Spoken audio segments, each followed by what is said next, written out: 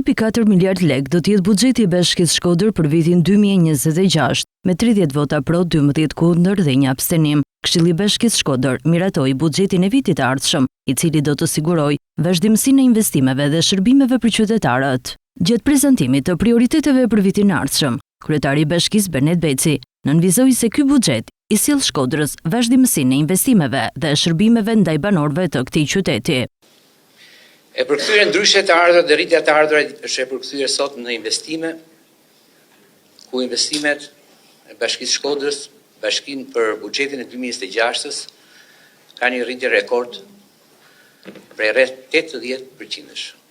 Rritja e totalit buxhetit me 15%, rritja të ardhurave të veta të Bashkisë, nga performanca e mbledhjes të ardhurave në 40%, dhe rritja e investimeve për vitin 26 80%.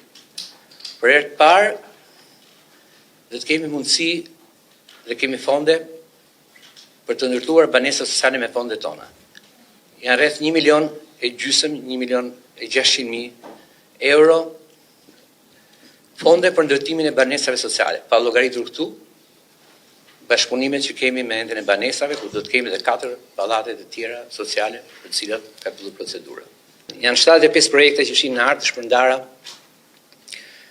shpërndara në gjithë territorin e bashkisë, që janë rreth 37 milion lek në vlerën e investimi, po përmendim në mënyrë më të ilustruar këtu i keni rikualifikimin urban i Selim Çobës, Martin Camajt, rruga e Takvilicëve, rruga e Bregut, i detit në Velipoj, rekonstruksioni e rrugëve të cilat dhe asfaltim dhe mirëmbajtje të rrjetit rrugor. Ky buxhet është 15% më i lartë se ai i vitit të kaluar, ndërsa investimet e parashikuara do të jenë 80% më tepër. Në fokus do të jetë infrastruktura, zbatimi i projekteve, kjo në bashkëpunim edhe me donatorët e huaj.